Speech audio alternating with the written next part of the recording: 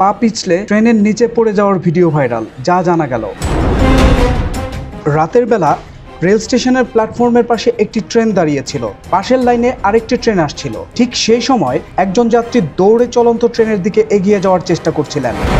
হঠাৎ পা পিছলে তিনি চলন্ত ট্রেনটির সামনে পড়ে যান। পড়ে যাওয়া ব্যক্তির ওপর দিয়েই ট্রেনটি চলে যায়।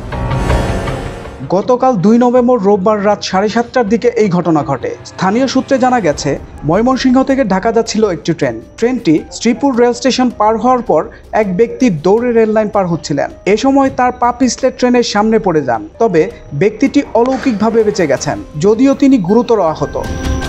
দুর্ঘটনার পর তাকে উদ্ধার করে উপজেলা স্বাস্থ্য কমপ্লেক্সে নেওয়া হয়। পরে সেখান থেকে তাকে ময়মনসিংহ মেডিকেল কলেজ হাসপাতালে পাঠানো হয়।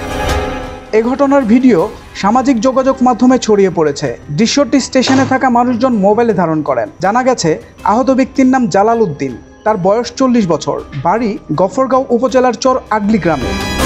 সোহেল মাহমুদ, দৈনিক নতুন সময়, ঢাকা।